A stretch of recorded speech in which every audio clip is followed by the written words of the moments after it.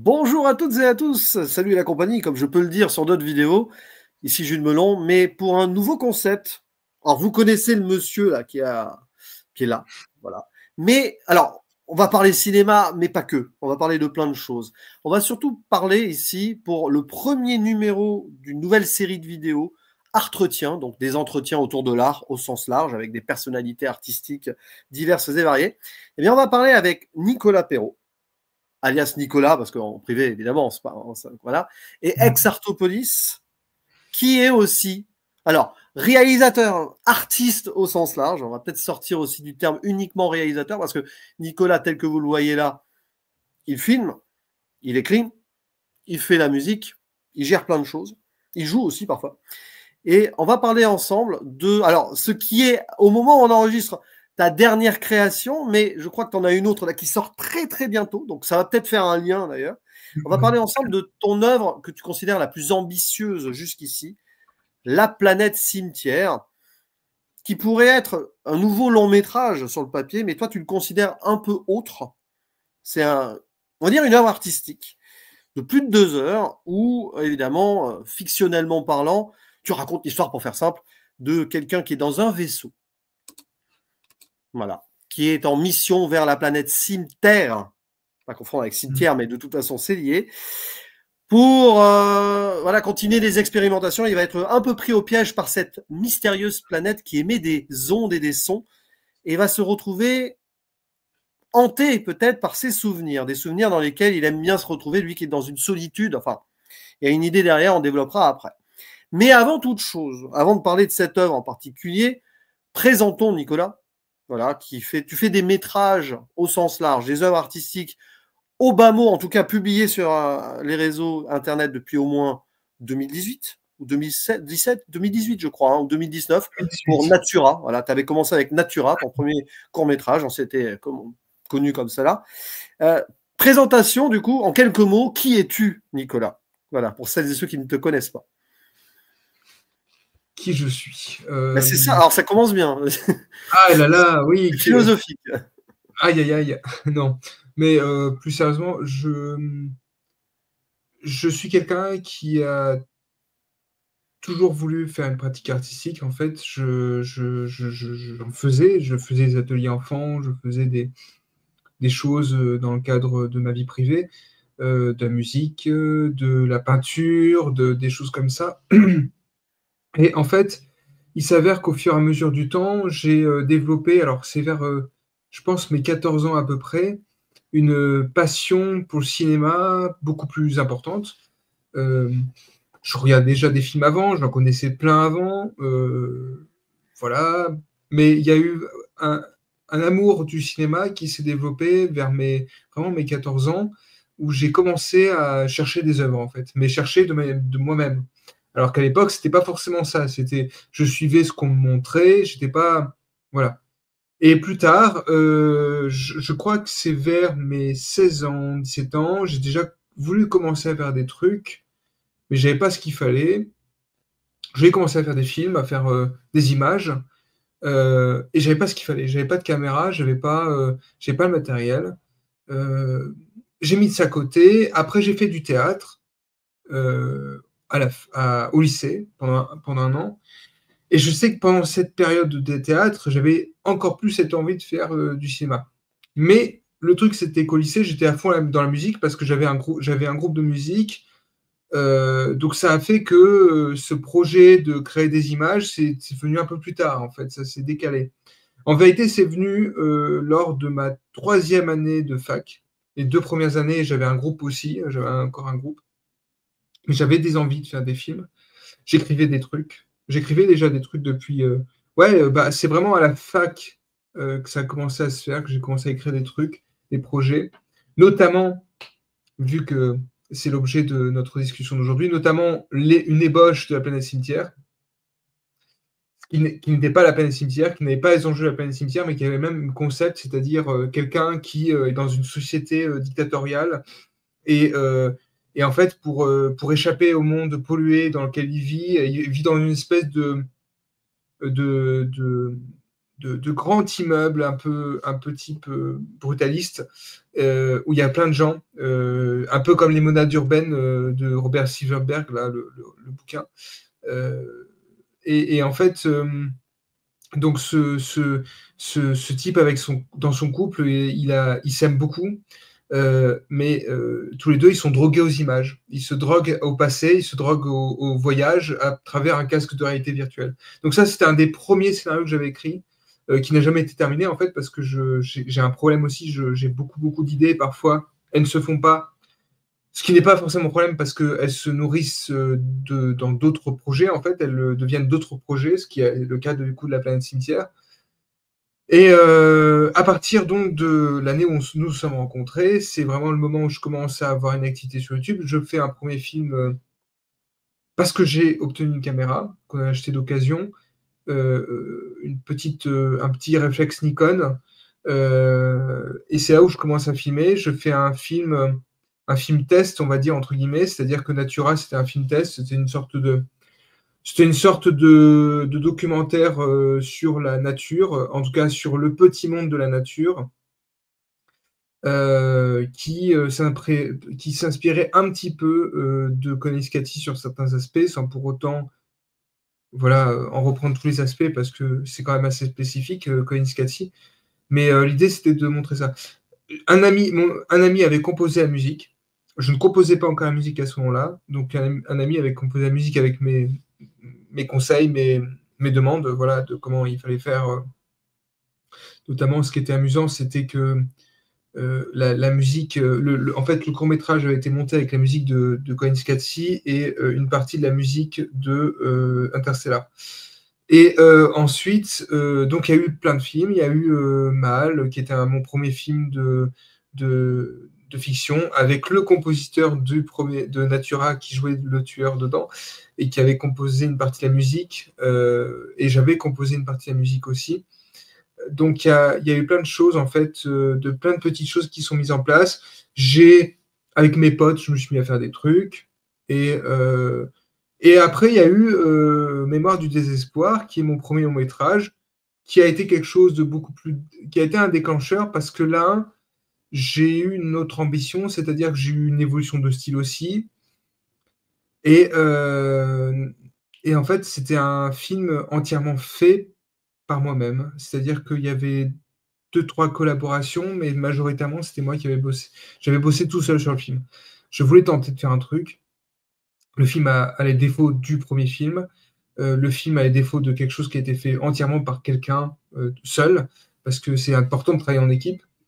Parce que, évidemment, ce n'est pas mon souhait de tout faire en autodidacte, parce que j'aime beaucoup travailler avec les autres. On en parlera pour La planète cimetière, justement, qui a été... je pense que La planète cimetière s'est fait parce qu'il y avait une équipe formidable derrière. Ça, c'est clair. Et voilà. Et qui je suis, donc je pense que moi, je ne sais pas comment je pourrais me définir aujourd'hui, parce que comme tu sais, il y a eu une rupture récemment, parce que j'ai fait le tour de quelque chose et j'ai toujours eu envie, en fait, d'évoluer. Maintenant, je ne sais pas comment me définir, si je suis cinéaste, si je fais. En tout cas, je sais que je crée des choses. Voilà, c'est ça qui est plus important. Je sais que ce qui m'intéresse, c'est d'être plasticien, de faire des installations, de créer des choses. Donc, des installations, en gros, des œuvres vidéo qui peuvent être projetées, qui peuvent être récupérées par n'importe qui, parce que d'ailleurs, il n'y a pas de droit d'auteur sur mes films. Ce qui veut dire que voilà, il n'y a pas de. Et d'ailleurs, il y a une époque où je réfléchissais peut-être à être cinéaste professionnel. Aujourd'hui, je ne sais plus. Je me dis que là où j'en suis actuellement, à faire juste des films, ça me convient très bien. À faire juste des œuvres, pardon, des œuvres visuelles en tout cas. Donc aujourd'hui, qui je suis. Actuellement, j'ai changé. Je pense que j'ai envie d'aller ailleurs. Je pense que j'ai envie de faire de nouvelles choses. On en parlera pour les futurs projets que j'ai. Il y a beaucoup de projets, par exemple, que j'avais annoncé que je n'ai pas fait pour l'instant, mais qui ne sont pas abandonnés, mais qui évoluent, qui grandissent. Je suis quelqu'un qui nourrit beaucoup le travail, parce que je travaille beaucoup, en fait, mais constamment. Hein. Il y avait une époque où je crois que j'avais sorti 4 films dans l'année, il me semble, 4 longs métrages, je ne sais plus, un truc comme ça.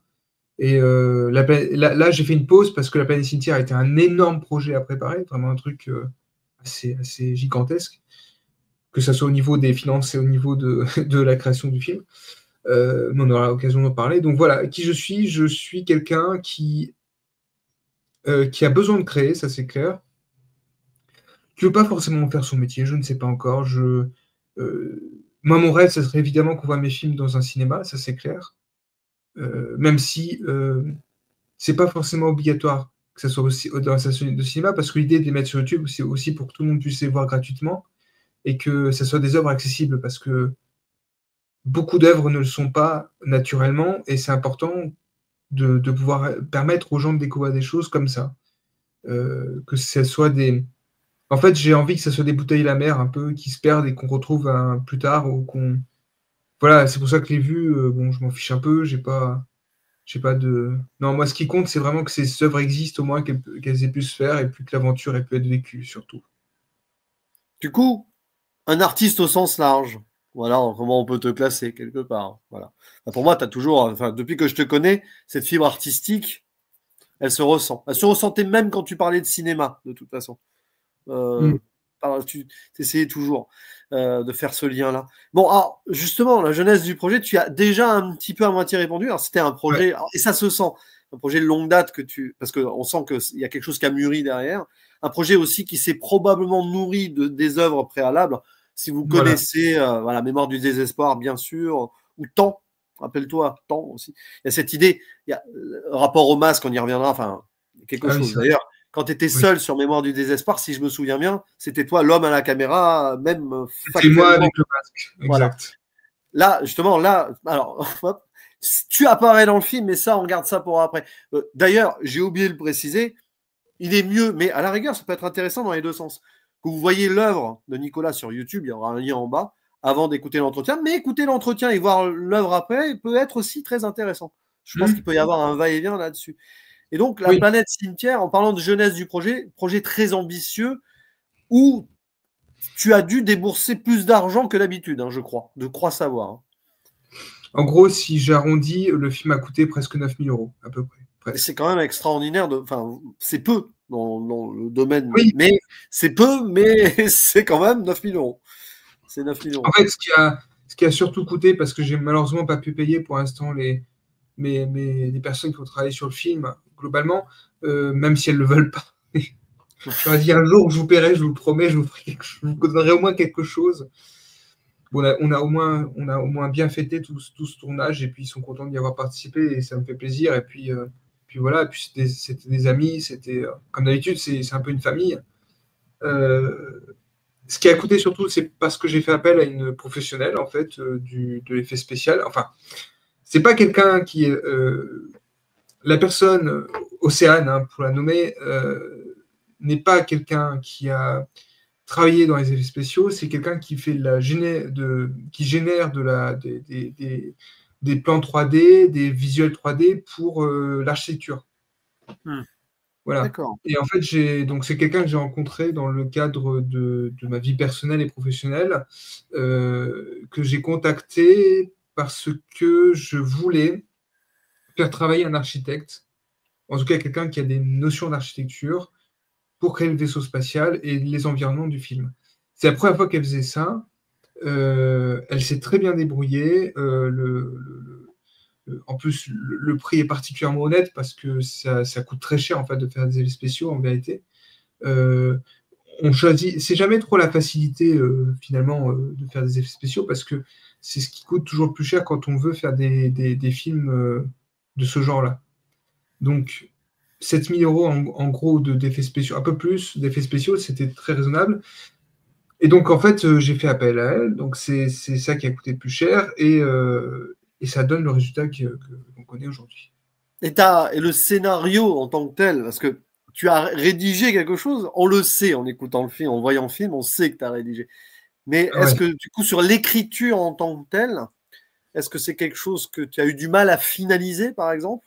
Ou peut-être, ça peut se sentir parfois, je ne sais pas, qui a évolué même au fur et à mesure que le tournage avançait, ou c'était vraiment carré? Alors, c'est particulier parce que, comment dire,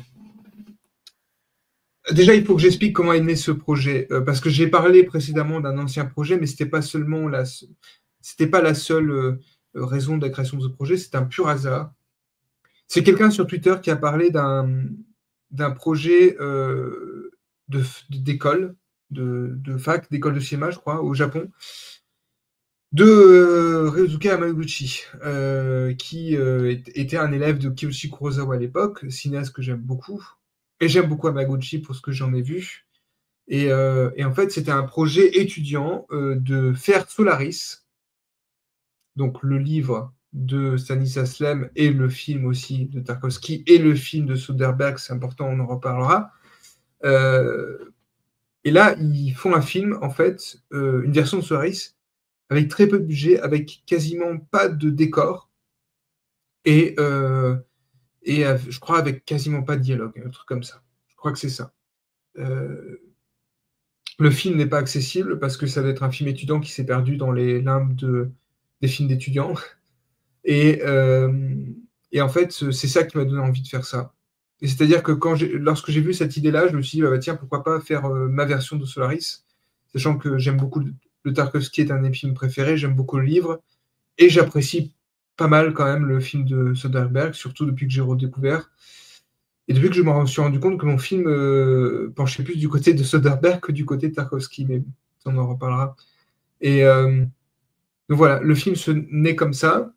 Un scénario que je rédige, je me dis, mais comment est-ce que je vais raconter ça, sachant que c'est pas une adaptation, c'est une adaptation non officielle, parce que ça reprend la base, mais ça s'en éloigne quand même pas mal, parce que il y a tout l'aspect scientifique de Solaris que j'ai mis de côté, c'est-à-dire que j'ai fait un film beaucoup plus proche de l'abstraction et de la poésie, non pas que j'ai du mal avec les films qui justement s'appuient sur la science, en fait, hein, pour expliquer leur univers.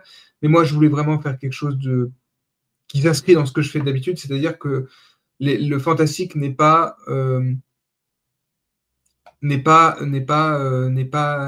explicable. Le fantastique, c'est quelque chose qui prend le corps du film, qui prend le corps de l'œuvre. C'est-à-dire que c'est quelque chose qui s'insinue plus que on le subit.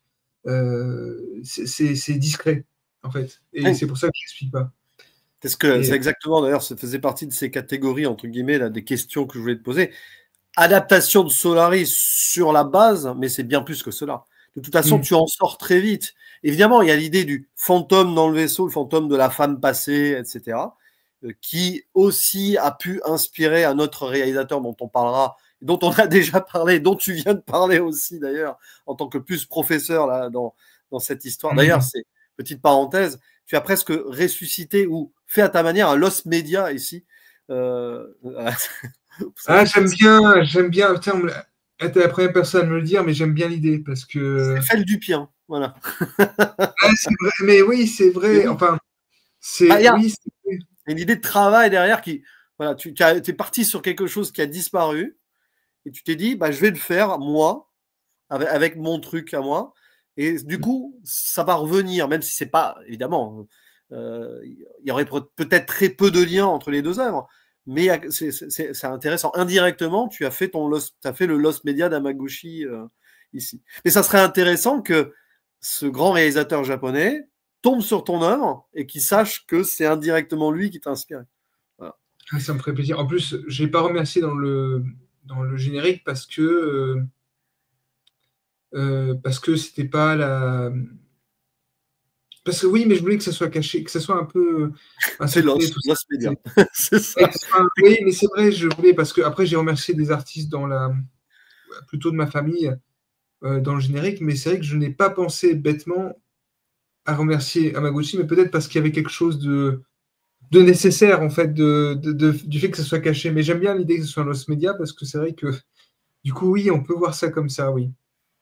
Et puis en plus, indirectement, sans spoiler la suite de ta carrière, je crois qu'on parlait de Feldupien et tout, tu t'es intéressé à un sujet que Feldup s'est approprié aussi, qu'il a remis ça pour ta prochaine œuvre qui, au moment où l'interview sort, normalement, devrait être en ligne à peu près, ce qui fera, parce que tu n'arrêtes jamais. Voilà, je crois que ça sort, techniquement, tu devras le sortir d'ici quelques jours au moment où on enregistre. Mais alors, la prochaine œuvre n'est pas l'œuvre auquel tu penses, c'est pas l'image. D'accord, c'est autre chose. Okay. C'est un autre truc.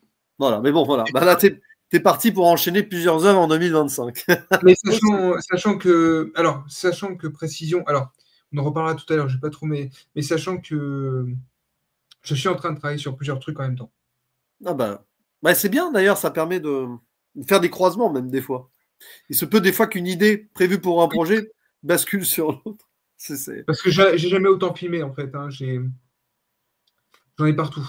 Actuellement, j'en ai partout. J'ai plein de plans partout. J'ai plein de trucs. Et alors, tiens, alors c'est pas la question qui fâche, mais j'aimerais bien justement qu'on arrive là-dessus, ça. Parce que évidemment, et tu ne le renieras jamais de toute façon. Et c'est vrai que les premières œuvres que je voyais de toi, je disais, tiens, ça y est, un côté lynchien, un côté, etc. Évidemment, c'est ancré dans ton ADN. Enfin, la fabrication, entre guillemets, la création d'images fait que sur un médium donc visuel, tu as des artistes qui sont en toi. Alors Tarkovsky, sur l'idée du peut-être le côté urbex et tout, mais bon, tu as fait un film qui s'appelle La Zone. Hein. Alors quand j'ai dit urbex, c'est pour simplifier, hein, c'est le design du vaisseau, tu as tourné probablement dans des lieux abandonnés, ce qui est très intéressant d'ailleurs.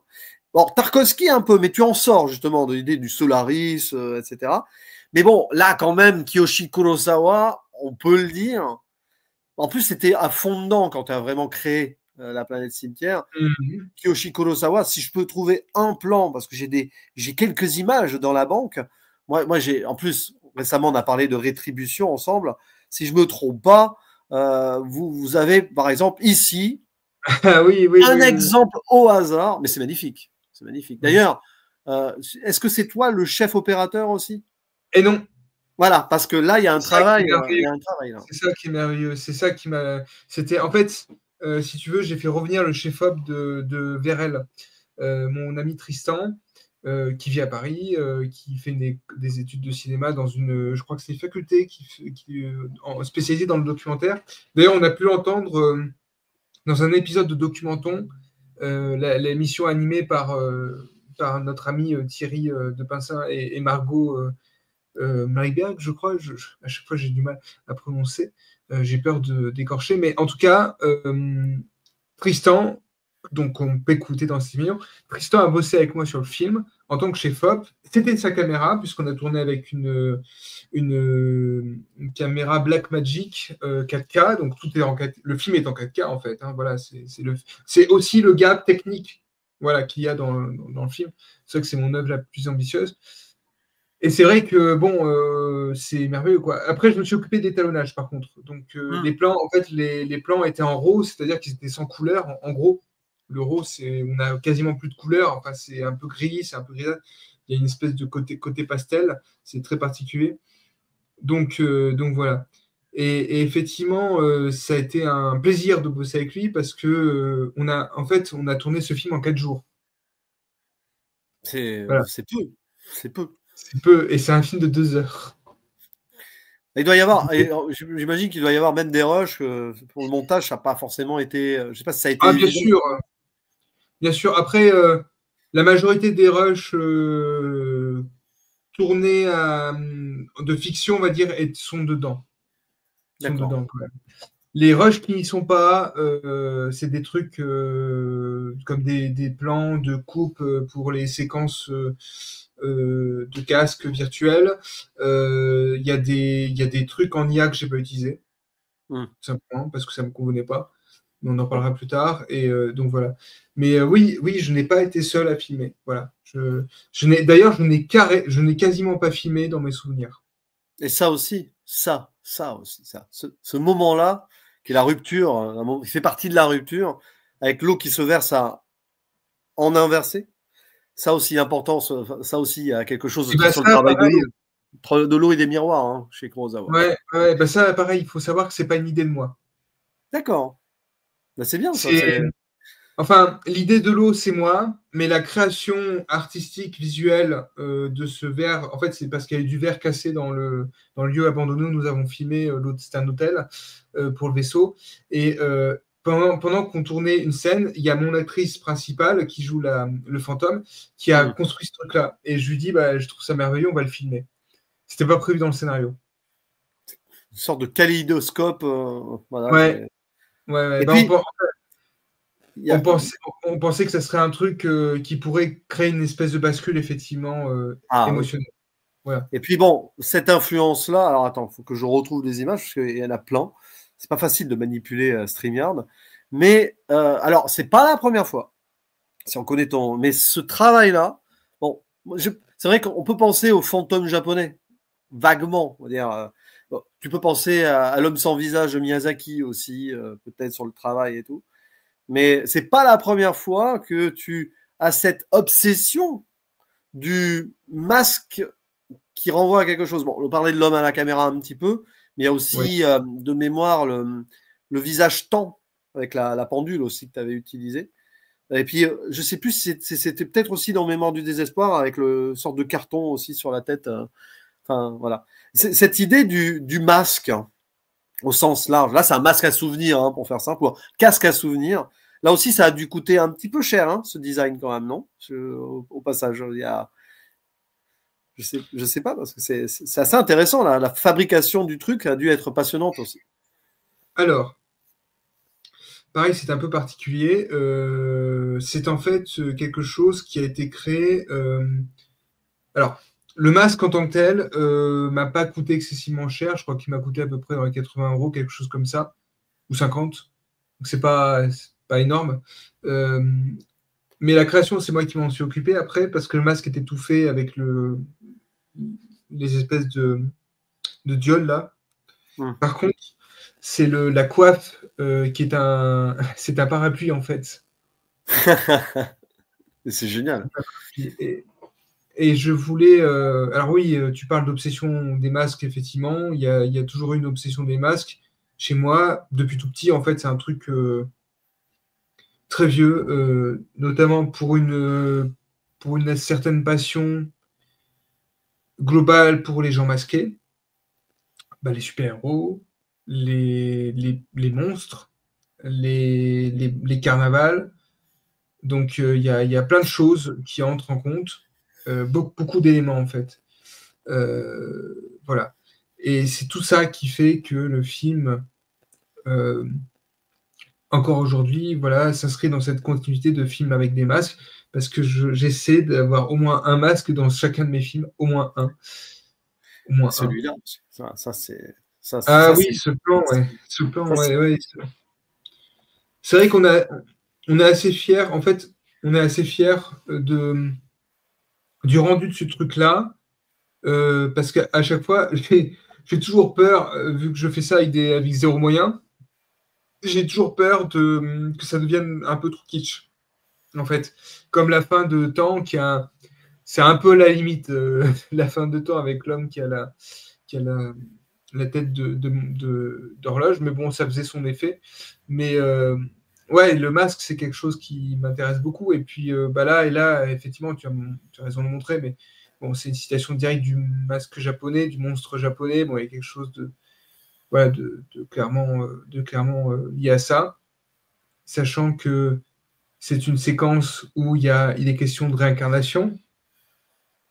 Et le fait d'utiliser un fantôme japonais, bon, c'est encore une fois, bah, c'est lié à Kurosawa, c'est lié à ça. Et puis, alors on aura l'occasion d'en parler quand peut-être on parlera du fond du film, en tout cas des éléments d'histoire. Le masque, les miroitements visuels ont un sens aussi. Par rapport à l'émotion du personnage. Alors, je ne sais pas si ça marche dans le film, mais c'est quelque chose qu'on a tenté. Et tout le film, en fait, joue là-dessus. C'est-à-dire qu'il y a plein de marqueurs visuels qui ont du sens. Voilà. Et c'est intéressant parce que dans cette catégorie influence qui est vague ou référence, parce que des fois référence ou influence, les mots peuvent se croiser. Mais si je mets ici Godard et Lynch, alors c'est pour le retournement du film, parce que pour moi c'est lié. On va penser à la deuxième partie de carrière de Godard, enfin, grosso modo, hein, mais aussi à Twin Peaks The Return, parce que pour moi il y a quelque chose. Alors ça peut paraître un peu fou comme ça, mais pour moi il y a quelque chose. Pour Godard, alors, moi je sais même pas si c'est volontaire, parce que tu as une idée à un moment, on expliquera pourquoi après, parce que bon, de toute façon on fait pas de spoil là, ici, enfin des spoils là, alors là on s'en fiche. Hein. Mais il y a ça à un moment, et ça, c'est exactement la sorte d'intertitre godardien. C'est pas fin de cinéma, là. Hein. Alors, fin de cinéma, c'est dans Vivre sa vie, il me semble, hein, si je me trompe pas, que c'était. C'est même dans la première partie de sa carrière. Hein. Oui, oui, Voilà. Mais bon, il y a beaucoup de... il y a cette idée-là sur laquelle on reviendra sur une section, parce que au-delà du film, il y a ça. Alors, est-ce que tu as eu en tête Godard quand tu as fait ça? Voilà, juste ça. Je me suis dit, tiens. Ou alors c'est sorti de ton subconscient, parce que des fois. Alors, c'est les deux, parce qu'en fait, à la base, ce fin des images, c'est la fin du scénario. Ouais, C'est ce exactement. qui est écrit à la fin du scénario. C'est ce qui est écrit à la fin de mon scénario que j'avais écrit. En Et, plus. et l'incorporation dans le film, oui, bah, il y a quelque chose de godardien, mais d'ailleurs, c'est pas les seuls éléments godardiens qu'il y a dans le film. Même si Godard n'est pas un cinéaste important pour moi dans le sens où c'est quelqu'un qui est toujours à côté de moi quand je fais un film. Par contre, oui, j'avais envie parce que j'ai repensé à Alphaville un peu, j'ai repensé à des choses, voilà, puis je me suis dit, bon, je fais un film de science-fiction français, il a fait un film de SF français, pourquoi pas se permettre de créer un dialogue là-dessus, de créer une espèce de connivence, sans avoir la prétention de dire je suis Godard, hein, c'est jamais de la vie. Mais non, c'était le plaisir aussi de. Puis je me disais, ce fin des images qui arrive à la fin aura un impact émotionnel. À la fin, entre guillemets. Parce que Oui, au-delà des images, il se passe des choses. C'est là. ça. Et alors, il y a quelque chose, ça aussi, parce qu'en plus, je l'ai revu il y a pas longtemps, et puis c'est une œuvre qui va aussi au-delà du médium sériel ou cinématographique, ou slash ce que vous voulez. La dernière œuvre, donc, de David Lynch. Juste ce plan-là, parmi tant d'autres, bon, je pense à Twin Peaks The Return. À un moment, pour celles et ceux qui ont vu la série de Fireman Oui, dans la zone violette, qui regardent des projections de la série, enfin, de ce qu'on a dans les images de l'intrigue, si vous voulez. Et là, tu as ouais. un peu l'impression. Alors, on n'explique pas encore pourquoi c'est là, ça, parce que là, on se dirait, ah bon, il a réussi à projeter ses souvenirs de son casque sur grand écran. Enfin, il a réussi à le projeter, quoi. C'est beaucoup plus subtil que cela. Mais là aussi, c'est peut-être inconscient parce que je sais que tu as beaucoup aimé Twin Peaks The Return, mais qui n'a pas aimé Twin Peaks The Return en même temps. Voilà. Est-ce que là aussi, alors, parce que Lynch, sur sa fin de carrière, il voulait peut-être sortir de ce médium cloisonné. Lui aussi, il a toujours expérimenté, de toute façon. Quelque part, toi et Lynch, vous avez des points communs sur ce point-là. Et que sur la fin, il sortait du médium simple cinématographico-sériel. Et Twin Peaks The Return en est la preuve, parce que vous prenez le dernier épisode de Twin Peaks The Return, on comprend à quel point ici on passe au-delà de la fiction, de très loin même. Et même on prend Inland Empire, enfin bon, mais même ses œuvres avant, hein, de toute façon, il sort toujours du truc. Est-ce que c'est quelque chose qui t'aurait accompagné aussi dans la confection de la planète cimetière? Peut-être pas consciemment aussi, hein, forcément. Alors, en fait, c'est particulier parce que, comment dire, c'était pas prévu qu'il y ait du Lynch dans le film. C'était pas prévu dans la mesure où, effectivement, j'ai revu il y a pas très longtemps avant Twin Peaks dans son entièreté. C'est quand même quelque chose qui m'est resté en tête. Hein, enfin, ça marque. Donc, non, en fait, ce qui s'est passé, c'est que je me suis rendu compte que le film ressemblait à Twin Peaks, ou en tout cas était un peu un Mulholland Drive dans l'espace, au montage. Voilà. Parce que ouais, je partais d'idée quand même, je vais faire peut-être un film qui ressemble un peu au Tarkovsky, etc. Et en fait, non, pas du tout. Ça s'en est pas mal éloigné sur certains aspects, même s'il y a toujours des aspects de Tarkovsky qui reviennent. Mais en fait, Lynch s'est venu dans l'idée que toute cette partie qui est liée au rêve, à la dépersonnalisation, à la perte de repères, je me rends compte que ça correspond à ce que fait Lynch aussi, c'est-à-dire qu'il fait la même chose. Il a une manière en fait de créer cette dépersonnalisation avec, avec la métaphore visuelle en fait. C'est toujours ça, avec le visuel. Et dans cette séquence, le côté mauve, en fait, c'était surtout parce que la planète devenait mauve. Et donc, qu'on était dans le. Ouais. L'idée, c'est qu'on était dans le cœur de la planète un peu, mais donc voilà, il y a ce truc-là. Ouais, puis c'est vrai que après, on peut croiser et tout, mais ça, c'est une magnifique idée que je pense vous avez eu en commun avec, alors, je sais pas, avec le chef-op ou la créatrice des effets spéciaux, mais ce moment-là, qui n'a pas été facile alors, j'ai regardé un petit peu pas au ralenti, mais plusieurs fois, passage extraordinaire où il y a une disparition, une réapparition Oui. fantomatique à un moment. Ça, c'est beau, ça. Ça, c'est beau, ça aurait pu, alors, pas forcément spécialement Lynchan, ça peut être kurosawaien, c'est Nicolas Perroyen, peut-être.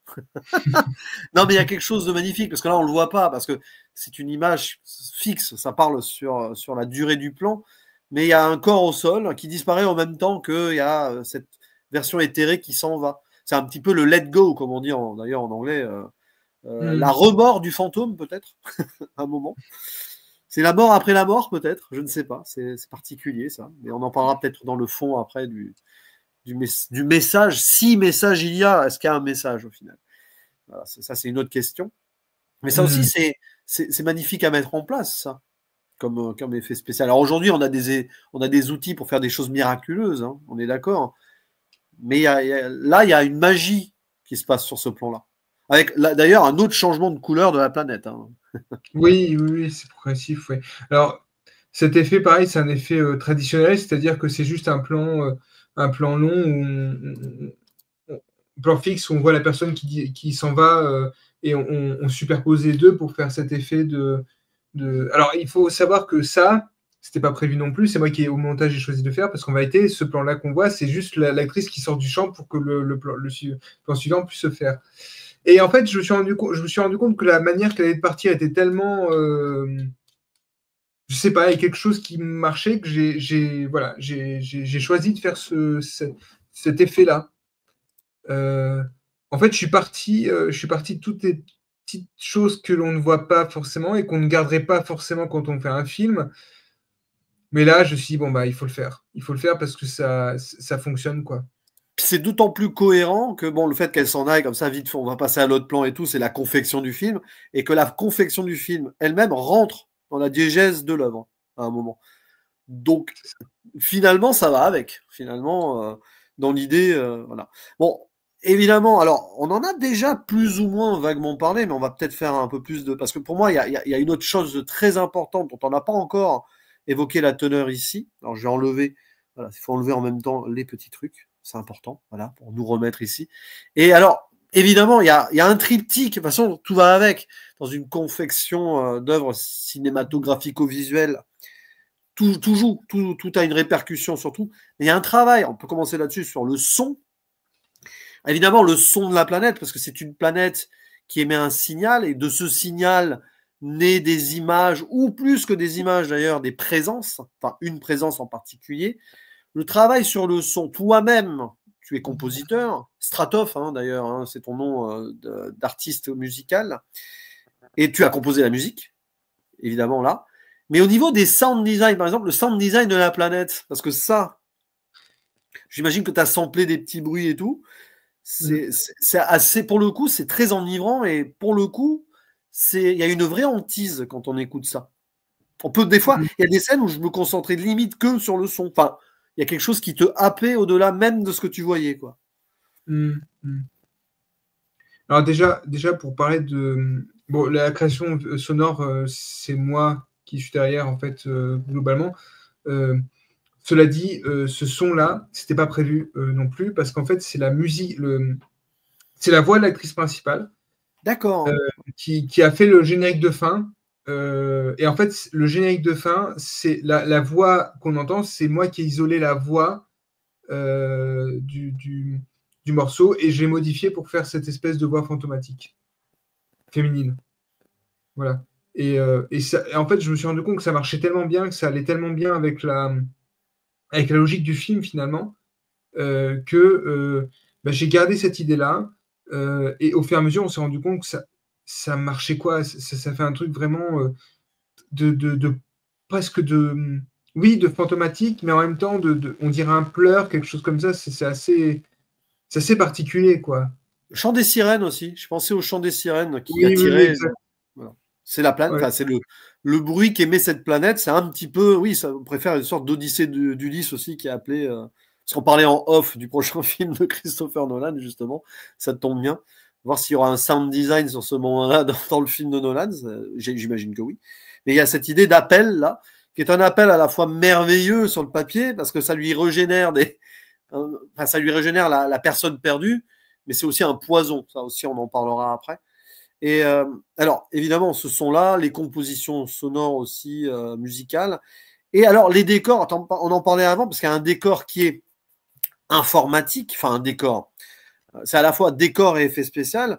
C'est celui donc du vaisseau, qui est un vaisseau. Tu l'as dit en plus, c'est vrai, j'y pense. Du coup, c'est évident.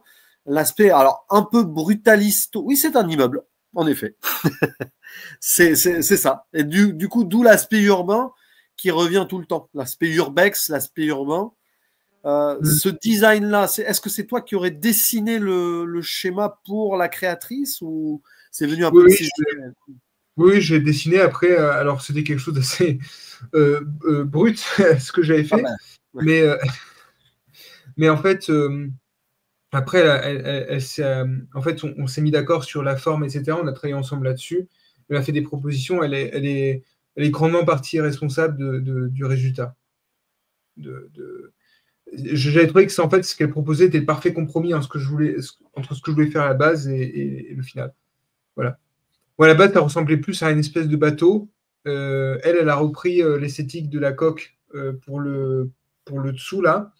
Et le dessus, c'était pareil, j'avais fait une espèce d'immeuble, mais moi, plus carré, en fait, enfin, plus rectangulaire, pardon. Et elle a fait ce truc-là un peu plus arrondi, qui ressemble en fait à une vis si on retourne le vaisseau. Et du coup, ça rend vachement bien, je trouve. C'est vraiment très beau. Enfin, c'est le design parfait, quoi. J'ai envie de dire, c'était parfaitement ce que je voulais. Parfaitement ce que je voulais. Puis bon, avec les intérieurs, alors ça a été tourné, est-ce que au niveau des choix de tournage, que ce soit à l'intérieur urbex ou les moments dans la nature aussi, parce que finalement il y a des moments de nature, il y a même le cimetière, à un moment, c'est un endroit qui fait peur aussi quelque part, mais qui est à la fois beau, ce cimetière désaffecté, hein, on a l'impression qu'il est là depuis très longtemps. Les choix de tournage, il me semble qu'il y a des choix de tournage au moins pas loin en tout cas de tes œuvres précédentes. Me semble quand même. Est-ce que c'est Limoges, la ville d'ailleurs? Alors, c'est un peu particulier parce qu'en fait, il y a du Limoges. Ouais. La ville à la fin, c'est Limoges.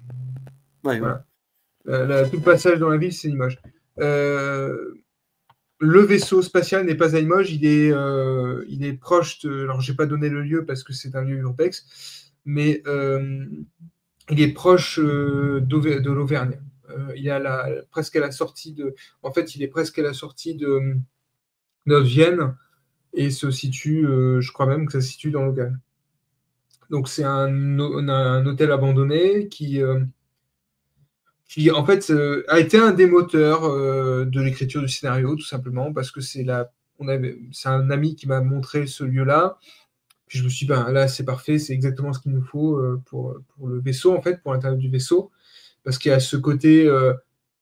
En fait, ça ressemble un peu au vaisseau spatial du film de Tarkovsky. C'est-à-dire que dans la station Solaris de Tarkovsky, dans le film de Tarkovsky, on dirait qu'on est dans un truc abandonné. Il y a du bazar partout, c'est en mauvais état, c'est un peu vieillot. Il y a un truc comme ça. On dirait un truc c'est un truc des années 70. De toute façon, en style, c'est les années 70, ça c'est clair. En style de l'architecture, architecturale, du mobilier, etc. Et en fait, dans cet hôtel-là, il y avait un côté un petit peu années 70 aussi, avec. Mais tout est détruit, quoi. Il y a ce truc-là. Donc, et pour la décharge, parce qu'il y a une décharge dedans, qui n'est pas une décharge, qui est en fait un entrepôt, il y a plein de trucs partout, mais pareil, alors c'est en Haute-Vienne, c'était à 40 minutes de chez moi, c'est en Haute-Vienne, c'est un lieu également que mon ami m'a montré. Donc ça, c'est les deux principaux lieux abandonnés. C'est les deux principaux lieux du film. Après, il y a l'appartement de mon ami, dans lequel on a tourné, de mon ami, qui est l'acteur principal du film, qui joue le Christophe.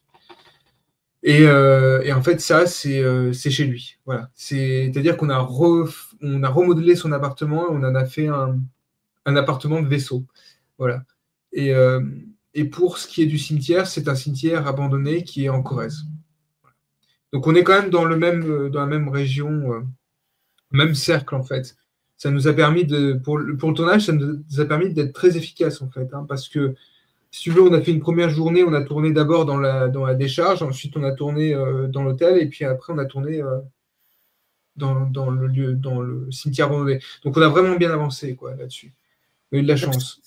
Ça fait des ambiances en plus, parce que tourner dans un hôtel désaffecté comme ça ou dans un cimetière, il y a une charge émotionnelle. On va pas faire nos Gus DX ici, mais quoique ça pourrait être des endroits où Gus DX pourrait tourner quelques petits moments. Mais Oui. il y a cette idée aussi de côtoyer des lieux qui ont un souvenir, qui ont une mémoire peut-être. Le cimetière, quoi qu'il arrive, oui, ça c'est sûr. Mais après, bon, c'est avec le respect des lieux évidemment. Après, bon, pour les effets spéciaux, on en a déjà un peu parlé, mais il y a quand même magnifique la planète. Alors ça, c'est tout généré par ordinateur, j'imagine. La fameuse planète cimetière qu'on va vous montrer. Vous allez voir, une des, parce qu'on la voit beaucoup. Elle change de couleur, elle émet des ondes, mais la planète cimetière. Mais qu'est-ce que c'est que cette planète? Ça restera le mystère. Hein. C'est une planète qui vit en fait. Hein. Il y a une âme, un esprit dans cette planète visiblement. N'est-elle pas là aussi en train, alors ça c'est ma petite interprétation, hein, on y reviendra après, à appeler des gens vers elle parce que peut-être que cette planète souffre de solitude elle aussi. C'est une petite poésie derrière peut-être. Bah, en fait, j'ai voulu reprendre vraiment l'idée de Solaris et c'est là où vraiment, là, on peut parler d'adaptation dans le sens où j'ai repris cette idée que il n'y a pas d'extraterrestre, il y a une planète. Et il y a une planète qui a une influence dont on ne connaît absolument pas les intentions. On ne sait pas si elle veut nous faire souffrir. On ne sait pas si elle veut nous aider. On se dit peut-être qu'elle est neutre et que tout ça, c'est simplement naturel. C'est une manière naturelle de fonctionner, que c'est comme ça qu'elle fonctionne. C'est peut-être une sirène aussi, parce que c'est pas pour rien qu'il y a. Enfin, parce que la sirène, elle est une notice, elle attire dans le piège. D'ailleurs, la fin du film diffère des autres adaptations, c'est-à-dire que normalement, à la fin de Solaris, Chris Kelvin se retrouve piégé sur la planète, en fait. Une espèce de souvenir qu'il décide de garder en tête. Là, c'est un peu différent. Je dirais que la fin de la planète cimetière laisse une liberté d'interprétation parce qu'on ne sait pas où ils sont. On se dit, ils vont construire une vie, ils vont peut-être habiter dans cette maison que l'on voit, derrière les feuillages. Il y a quelque chose de très, très étrange, on ne sait pas trop. Bon, moi, j'aurais tendance à penser que la fin, elle est plutôt positive. Mais après, libre à qui que ce soit d'interpréter comme ça. Mais en tout cas, la planète, on ne peut pas savoir ce qu'elle veut. On ne peut pas savoir ce qu'elle fait. Enfin, on connaît les effets de ce qu'elle fait, mais on ne sait pas ce qu'elle fait et pourquoi elle le fait. Donc ça, c'est important parce que c'est tout le mystère qu'il y a autour de ce truc-là. C'est-à-dire qu'on est face... En fait, nous quand on caractérise les extraterrestres, ou en tout cas tout ce qui est une intelligence extérieure à la planète Terre, on se dit, il y a une intention derrière, soit d'invasion, ils viennent pour nous aider, ils viennent pour quelque chose. Là, l'extraterrestre, c'est une planète déjà. Donc, c'est quelque chose qui nous dépasse parce qu'on... Enfin, c'est Pas de toute inconcevable. façon, imaginons, on découvre une forme de vie un jour ou pas, enfin c'est compliqué ça. De notre vivant, ça sera difficile à imaginer, mais à quoi ressemblerait une autre forme de vie? Après tout, voilà, il faut pas s'attendre non plus à des trucs qui auraient notre apparence, etc. Alors, pourquoi pas une planète qui agit en tant qu'âme unique C'est ça. aussi? Pourquoi pas? Ça, bah, l'idée, c'est qu'en fait, on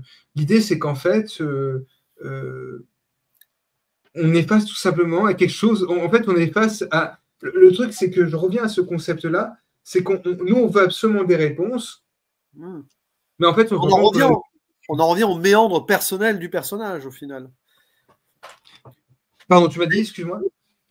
Quelque part, c'est une forme de miroir des méandres personnels de ton personnage principal, quoi, au final. Parce que, Oui, tout à fait. d'ailleurs, on peut faire l'enchaînement, hein. C'est-à-dire que c'est Oui, une planète alors, qui lui renvoie un souvenir donc, de quelqu'un qui n'est plus là. Donc, son ex-compagne, alors, est-ce qu'elle est morte sur Terre? Est-ce qu'elle est restée sur Terre? Ça reste. Bon, on peut imaginer qu'elle n'est plus là, en tout cas. Que même la Terre en elle-même existe-t-elle encore? Peut-être aussi cette question. Et du coup, bon, certes, il se place à un moment, on peut en parler vite fait aussi, l'importance de ces souvenirs, des souvenirs que l'on voit donc en images, des images qui t'appartiennent, certaines. On te voit petit à un moment. J'ai dit d'ailleurs en off, quand je l'avais vu en avant-première il y a quelques mois, je dis, ça serait pas toi le petit garçon avec le chat et tout. ouais. Ouais, on te reconnaît un petit peu. Donc là, il y a ça, il y a un défilé par exemple du Nouvel An chinois, il y a plein de petits trucs comme ça. Là, on peut avoir un aspect quasi document mémoire, c'est-à-dire documentaire mémoire, un mémomentaire hein, peut-être. Ce serait joli ça, tiens. C'est un nouveau nom. Donc ça à la rigueur, tant mieux. On peut des fois se rappeler des choses qui ne sont plus là. Alors, du coup, d'où l'idée, l'importance des souvenirs et leur danger. Il y a une belle ambivalence là, et il n'y a pas forcément de réponse à donner là-dessus. C'est que, je pense que tu seras d'accord avec moi, un souvenir peut à la fois être merveilleux, c'est bien de se replonger dans des souvenirs, mais attention de ne pas s'y perdre et s'y enfermer, quoi. Oui, non, tout à fait. Hein. Là-dessus, je te suis complètement. Oui, oui. Un souvenir peut tout aussi être réconfortant qu'un piège, qu'une prison. Et d'ailleurs, c'est l'idée principale qui ressort du film, c'est-à-dire que, en fait, Christophe est un personnage qui n'a quasiment plus de quotidien. Alors, on ne sait pas à quel moment il arrive sur la planète, enfin sur la station, parce que le début du film s'ouvre sur le fait que la station, elle se connecte à la planète, enfin elle se met en orbite autour de la planète. Donc là, on imagine que c'est le passé. Et ensuite, on a un cauchemar assez long qui montre des images d'angoisse. Ensuite, on a directement Christophe qui se réveille. Donc on ne sait pas depuis quand il est là, contrairement au film et au livre, parce qu'on voit l'arrivée, on sait quand il est là. Moi, je voulais vraiment montrer qu'en fait, il subit ce quotidien depuis des années, quoi. C'est depuis des années. Et que c'est pesant, et que c'est horrible. Et qu'en fait, contrairement au film, comment dire, il fait pas face à la rencontre tout de suite. Il y a quelque chose qui prend du temps.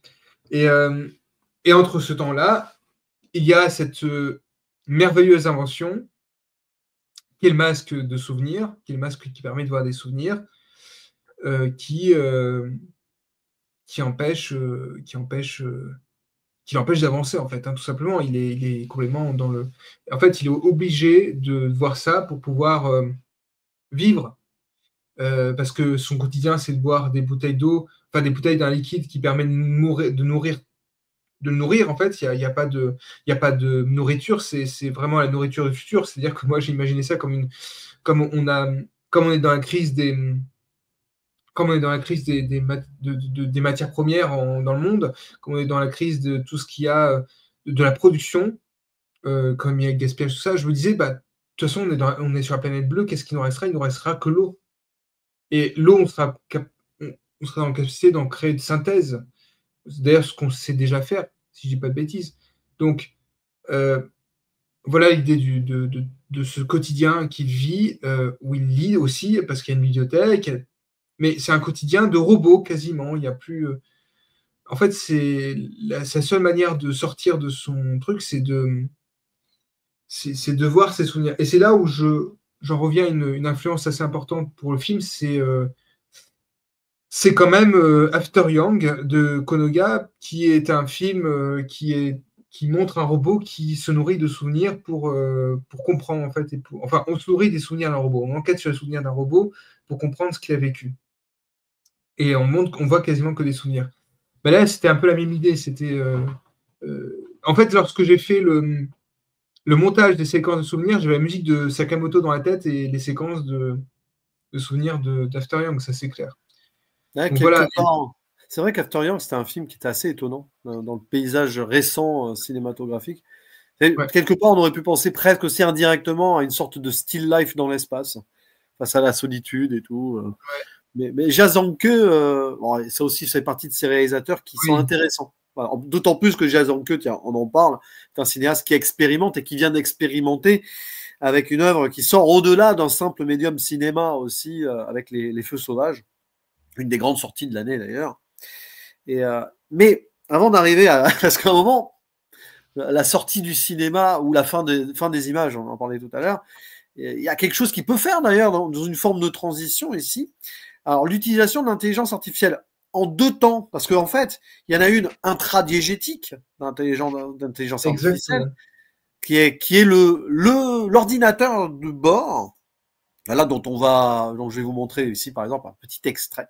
Il est seul, hein, Christophe, il est seul, mais à un moment, il redécouvre, je pense qu'il redécouvre, il décide de communiquer avec cette intelligence artificielle, qui est une intelligence artificielle bienveillante, hein, sur le papier, qui est là pour l'aider, mais qui paraît au final arriver trop tard presque.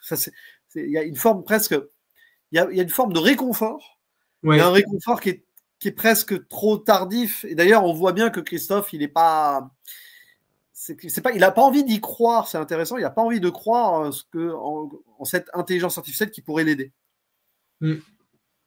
Est-ce que là aussi, c'est pour montrer que l'humain peut avoir une limite de méfiance encore Enfin, c'est intéressant, ça. D'ailleurs, il faut que je raconte un truc juste pour le tournage. C'est que le tournage, en fait, était prévu à une certaine période et il a dû être repoussé parce que on avait quelqu'un de l'équipe qui était malade, etc. Et puis, voilà. Et on a replacé le tournage, je crois que c'était en juin. Oui, c'était en juin, parce que c'était la semaine où il y avait mon anniversaire après. Je crois. Et en fait, ce qui s'est passé, c'est que il ne devait pas y avoir cette séquence. Il n'était même pas question que j'utilise IA, que ce soit extra-diégétique ou diégétique.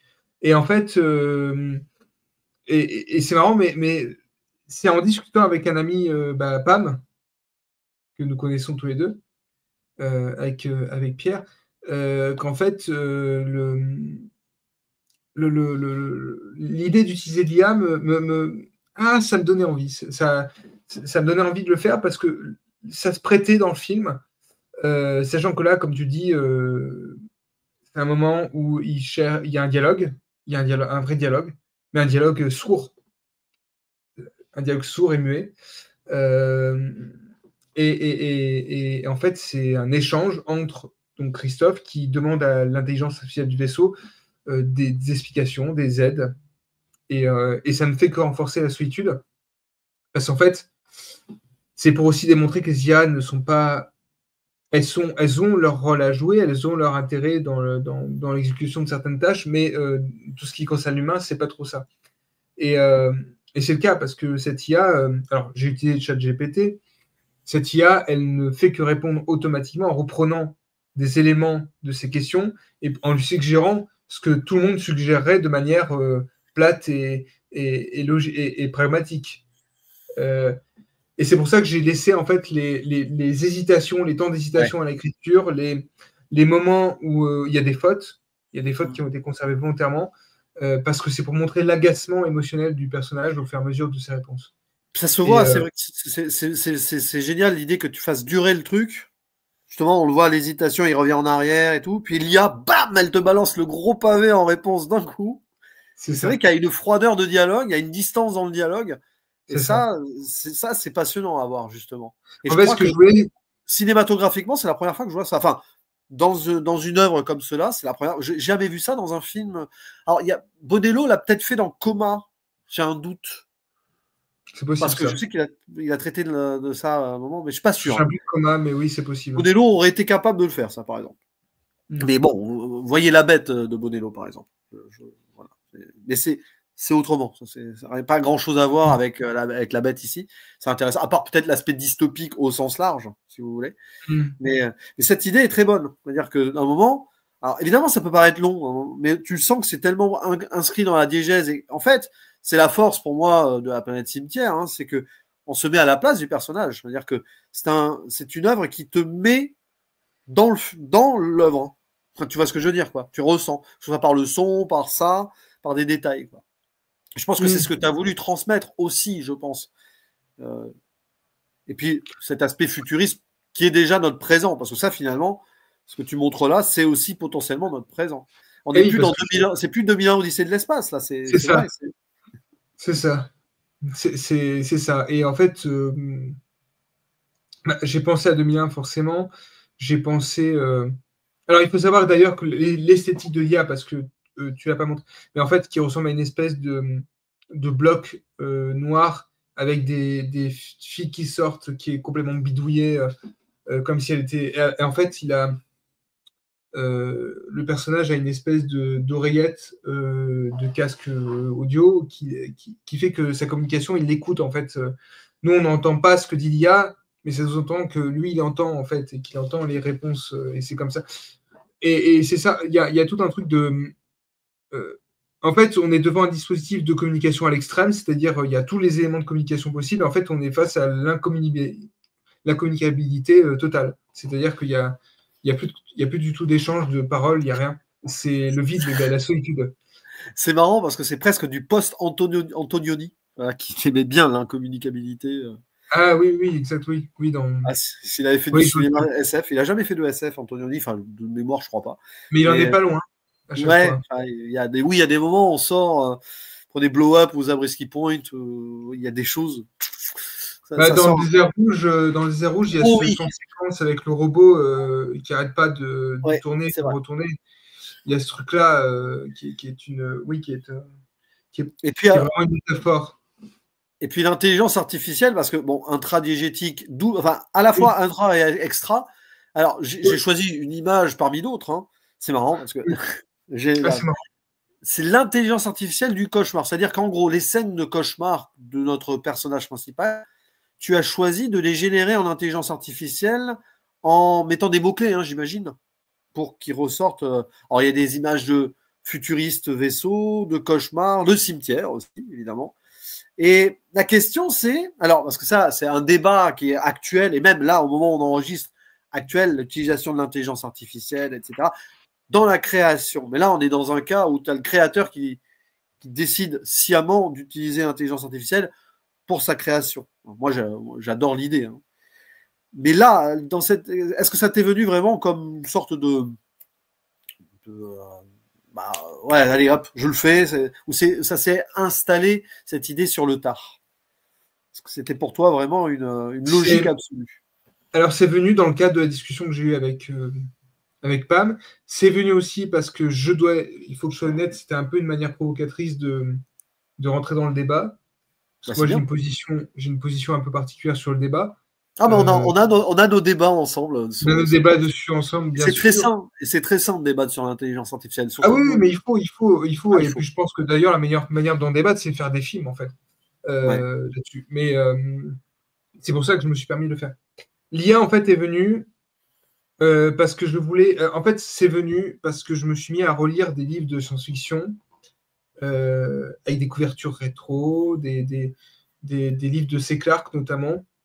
Ouais, rendez-vous avec Rama, dont on Rama, voit. qui est cité dans le film, Voilà, oui. on le voit. Parce que j'étais en pleine lecture du livre pendant que je tournais le film, donc c'est pas pour rien. Et je me suis rendu compte que l'IA arrivait, avec son esthétique, à créer quelque chose qui était si particulier, si unique. Parce que, en fait, mais il faut qu'on reste à ça. Après, moi, ce qui me fait peur, c'est qu'on va aller de plus en plus vers du photoréalisme. Moi, ce qui me rassure, c'est qu'actuellement, on a quand même la particularité de l'IA. C'est-à-dire que quand on voit des images générées par IA, parce qu'il y a cette particularité de matière. Et moi, Ouais, c'est ce la que je veux. sorte de vallée, c'est la vallée de l'étrange, quoi. C'est Ouais. ça, c'est ça. Et moi, j'aime bien qu'on puisse s'en servir parce qu'en fait, ça, c'est pas pour remplacer, c'est parce que ça permet de créer une sensation dérangeante. De... Et alors, quelle meilleure façon que de créer des cauchemars à partir de ça? C'est-à-dire que déjà, les cauchemars en soi, ils ne sont pas préparés. On ne prépare jamais un cauchemar. Il vient à nous. Il y a quelque chose d'aléatoire. Donc, j'ai utilisé de l'aléatoire pour faire des cauchemars. Après, j'ai influé sur l'aléatoire puisque j'avais une certaine idée. Mais j'ai mélangé plusieurs trucs pour que ça donne un mélange. Et j'ai voulu créer ces images de rêve parce que, alors, il n'y a pas que de l'IA, parce que vers la fin, ça commence à les images réelles reprennent le dessus un peu. Et puis il y a le cauchemar de ce fantôme qu'il voit. Mais en fait, tout ça, c'est pour montrer ce que l'isolement peut faire, c'est-à-dire créer des images qui nous échappent totalement. Voilà. Et c'est le cas parce qu'il y a des images qui n'ont pas de logique avec le film, pas du tout. Ce qui d'ailleurs peut décontenancer le spectateur. Mais c'est pour renforcer cette idée d'éloignement, de solitude dans l'espace. C'est-à-dire qu'on se met à rêver de cauchemar de l'espace, de voir des vaisseaux spatiaux qui n'ont aucune logique, qui volent, ou des cimetières qui commencent à se désintégrer, qui volent dans le ciel, des châteaux qui volent dans le ciel. Il y a plein de choses. Voilà, en fait, l'idée, c'était ça. Utiliser l'IA pour créer un cauchemar aléatoire. En fait, ce qui est réellement un cauchemar, c'est-à-dire quelque chose qui n'est pas préparé. C'est très amusant de créer des châteaux dans le ciel avec l'intelligence artificielle, vu le débat qu'il y a autour de Miyazaki. Là, je sais. Le pauvre. Mais là, ça, c'est un autre débat. Ça n'a absolument rien à voir. Là, parce que vous voyez, le design Miyazaki, tout, ça n'a pas été créé pour la création. Là, c'est créé pour la création. Et alors, ça peut faire partie d'ailleurs de ce prochain sujet, qui est le dernier sujet proprement parlé pour la planète cimetière ici. C'est quelque chose qui te tient à cœur. Et d'ailleurs, c'est là où je vais t'inviter à expliciter l'idée. Pour toi, la planète cimetière, et tu m'en as parlé avant, et ça va aussi avec ton idée et ton envie, ou ta non-envie du coup, mais ton envie d'arrêter de parler de cinéma autre, c'est-à-dire, enfin, on peut en parler en off et tout, mais officiellement, etc. L'idée aussi que tu as eu envie de faire autre chose ici qu'un pur film de cinéma. Et on en revient à ce que je disais tout à l'heure, Godard, David Lynch, bon, c'est pas aléatoire non plus, ce que j'ai présenté tout à l'heure. Et pour toi, allez, question question un peu fracassante et tout. J'ai l'impression d'être Samir, là, qui aime bien poser des questions des fois. Je sais plus quel est son terme à Samir, il nous le dira en commentaire s'il écoute là. Oui. Provocatrice, voilà, question provocatrice, mon cher, oui, Nicolas. Qu'est-ce que pour toi la planète cimetière si ce n'est pas un film? Voilà. Allez, je balance l'idée. Oh là, c'est compliqué là. Ah, c'est compliqué. C'est compliqué. Et bon, pour faire le contexte avant, je te laisse répondre. Tu sors du médium purement ultra cinématographique avec la rupture dont on a parlé tout à l'heure, images kaléidoscopiques, etc., fin des images. Et en gros, tu présentes presque le making-of du film à un moment, dans le film.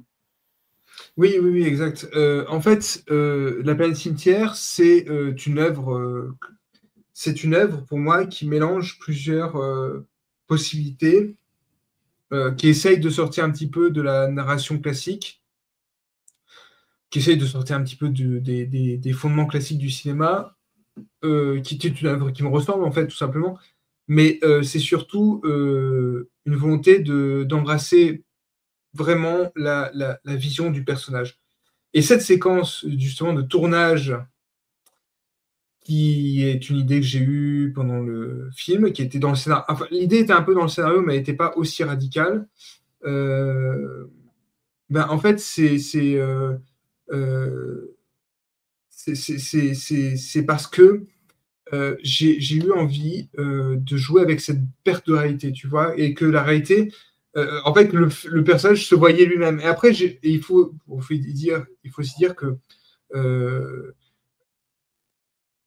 aussi dire que ça, c'est quelque chose qui s'inscrit dans ce que j'ai fait avant. Parce que j'ai déjà eu, tu sais, des espèces de séquences comme ça où on voit le film dans le film, etc. C'est toujours quelque chose qui m'a intéressé, de briser le quatrième mur. Donc c'est ça qui m'a porté aussi. Ah, du coup, oui, j'avais oublié de remettre mon micro, ça arrive. Mais on en parlait ensemble et tout. À l'époque, c'était un petit peu ton geste à la Dupieux et tout. Mais parce que lui aussi, il aime bien, il aime bien cette idée-là. Oui, c'est ça.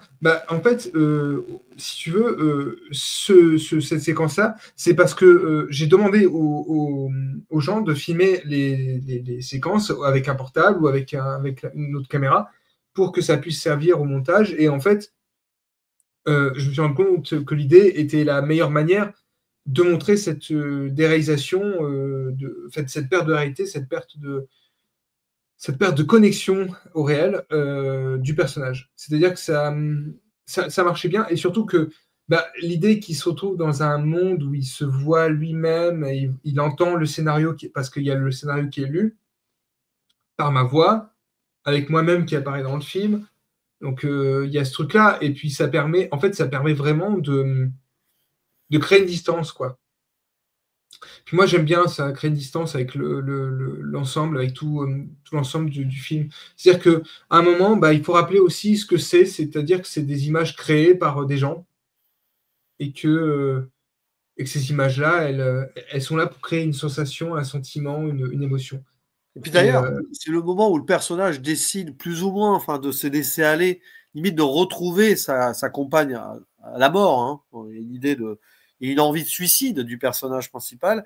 C'est là où, paradoxalement, le film lui fait rencontrer son créateur. C'est ça. Non, mais c'est amusant. Enfin, c'est ironique, quoi. Et d'ailleurs, pour ça que on peut aussi interpréter la fin comme quoi il a décidé de se laisser aller pour vivre au-delà de comme au-delà du film, au-delà de sa réalité, pour toujours avec elle, en laissant le vaisseau partir. Peut-être qu'il a fini sur la planète cimetière avec elle, au final. On peut toujours imaginer. Quoi. Ce qui est à la fois beau et triste, peut-être. Mais qu'est-ce qu'il pouvait espérer de mieux dans une situation comme ça? C'est ça la question. C'est ça, et puis on voit la perte. Parce qu'avant cette séquence-là, il y a l'image qui se fracasse, qui se brise en morceaux, en fait, littéralement. Il y a ce truc-là où on se rend compte qu'il y a la fin des images, en quelque sorte, qui se manifeste. Et d'ailleurs, je l'ai mis 2 fois dans le film, en fait. La fin des images est aussi à la fin, après le générique. Ouais. Il y a aussi un moment silence, station perdue. Oui, un truc qu'on a dit godardien, et effectivement, là aussi, on est un peu sur Godard. Et du coup, la planète cimetière, qu'est-ce que c'est? Ouais. Pour te répondre, c'est une œuvre qui mélange les expérimentations visuelles et je pense que dans le texte de Pierre, justement, qu'il a écrit pour Littérates, il explique que c'est un film que l'on peut suivre sans forcément le regarder, parce qu'il y a des moments d'instant, d'écoulement, qui fait qu'on peut ne pas parfois rater des éléments et ne pas se perdre dans le film. Et je pense que c'est parce que le film ressemble encore plus à ce que j'essaye de faire, c'est-à-dire une installation visuelle. Ah c'est une bonne réponse, hein. Installation visuelle, d'expérimentation. Et sonore aussi. Enfin, en fait, c'est une expérience sensorielle au sens large, au final. Mais il y a de ça. J'ai envie de... En fait, quand je travaille sur le son, tout ça, tu vois, sur même le visuel, je veux qu'il y ait une espèce de ressenti du visuel, en fait, de ressenti d'image. Purement... À l'image de ce que certains artistes font, on en parlait d'ailleurs dans notre enregistrement sur la rétribution de Kurosawa, à l'image d'un Vera Setakul qui cherche aussi cette expérimentation-là, puisque son dernier projet à date, c'est pas vraiment du cinéma. C'est une expérimentation sensorielle aussi. Toi, tu as eu la chance de le voir, hein, ce projet, par exemple. D'ailleurs, tu l'avais vu avant ou après la création de Planète Cimetière? Voir si ça a joué un rôle peut-être sur ta création, ou peut-être sur prochaine création, je ne sais pas. Je sais plus quand est-ce que je l'ai vu. Parce que toi, c'était ton expérience artistique de l'année dernière, il me semble. Enfin, non, je l'ai vu...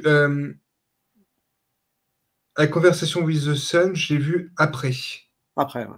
Ah, mais c'est intéressant, parce que du coup, tu as dû avoir une conversation avec toi-même à travers cette œuvre, peut-être. Tu t'es senti dedans. Oui, parce que c'était en octobre. Oui, carrément. Enfin, j'ai vu ce que j'essaie de faire. Et ça, c'est une expérience voilà, qui est pas forcément facile, du coup, à démocratiser, mais ça, on en parlait avant, mais en tout cas, ça sera intéressant un jour à ressentir. Et alors, là, prochain projet, c'est vrai que j'ai vérifié sur ton profil, au moment où cette interview sort, donc normalement on est samedi 5 avril, ça tombe bien parce que c'est aussi le jour de la sortie de ton nouveau projet. Donc c'est bien, ça fait coup double. Mosaïque. Alors Mosaïque, c'était pas celui que tu devais sortir en premier, c'est ça? Non, c'est un nouveau truc. C'est un truc qui s'est fait comme ça. En fait, j'en dis rien. Ah oui. Mais c'est un film. vous allez avoir la réponse ou un peu avant ou un peu après avoir écouté cette C'est ça, exactement. Ouais, non, mais alors, Mosaïque, c'est pas un long métrage. Je ne pense pas que ce sera un long métrage parce que je n'ai pas. Enfin, au moment où on enregistre l'émission, je n'ai pas encore terminé.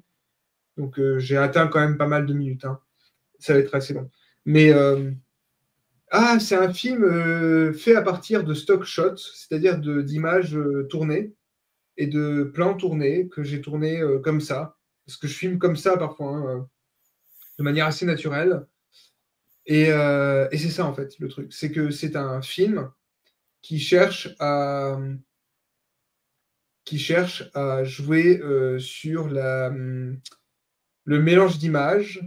Ça va être un film qui ressemble un peu à, à Monochrome et au Pays des Cendres. Il y a un peu des deux.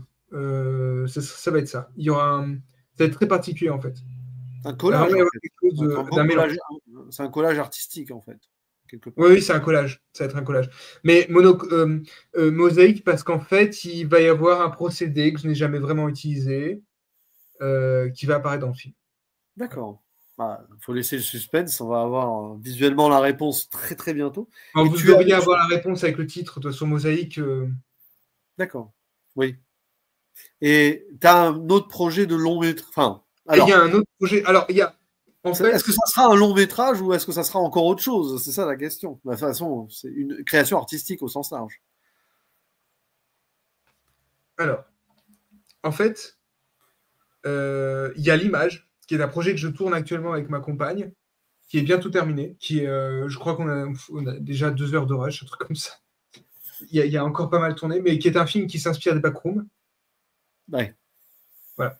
Mais je m'étais déjà un peu inspiré des Backrooms, justement, puisque tu parlais de ce qu'aime Feldup et puis dont il avait parlé dans ses vidéos. En fait, j'avais un peu tenté les Backrooms dans la zone à l'époque. Et là, ça revient. Et là, ça va être vraiment un gros machin. Enfin, c'est un gros film. De toute façon, il devrait bientôt y avoir des premières images qui vont sortir très bientôt parce que je peux enfin attaquer un peu le montage là. Mais le tournage continue, on n'a pas terminé. Et il y a la première partie d'une sorte de saga qui s'appelle Sanctuaire qui se prépare. Des films aussi assez particuliers qui mélangent mon style, enfin qui mélangent ce que je fais en collage et fiction en fait. Vous doit y voir ça. Et après, il y a un projet que j'écris aussi actuellement qui s'appelle Al-Qaeda, qui est un film en fait où c'est quelqu'un qui rêve de science-fiction, qui dit que de la science-fiction et qui rêve de voir un ovni et qui va voir un ovni. Voilà. Et ça, c'est parce qu'en fait, je m'exerce actuellement à la création d'effets visuels avec un logiciel Blender et j'ai envie de faire un truc avec ça. Donc voilà. Et il y a un autre projet, mais avec quelqu'un, un ami sur Twitter, enfin sur X, qu'on prépare, un film de science-fiction dans l'espace aussi, qu'on prépare ensemble et qui va prendre du temps. Alors je ne sais pas quand ça sortira parce que ça va être un énorme projet, mais on commence déjà à bosser dessus. Ouais, je sais plus si c'était. Alors, je sais plus, mais il me semble à l'époque tu m'en avais parlé d'un de ces projets-là, hein, qui pourrait être inspiré du film The Vast of Night, peut-être, non? Dont on avait parlé ensemble. Ah oui, alors il y a ça aussi, exact. Inspiré à l'époque. Alors, The Vast of Night, ce qui s'inspire de The Vast of Night, c'est Al-Qaeda en fait. Voilà, c'est ça. Quand tu en as parlé, je me suis rappelé de ce film dont on avait parlé en 2020. Tu te rends compte, 2020? C'est vrai, putain. Et en fait, c'est le même projet qui a changé, qui a évolué, qui n'est plus celui de base. D'accord. Voilà. Qui peut encore évoluer d'ici sa sortie, te connaissant. Mais totalement. Oui, il y a des grandes chances. Enfin, là, en tout cas, je suis proche de la forme que je cherche vraiment du projet, honnêtement. Donc voilà. Ça résume bien qui tu es, hein, Nicolas. Tu es quelque part, alors un artiste, oui, mais aussi un explorateur de la forme. Oui.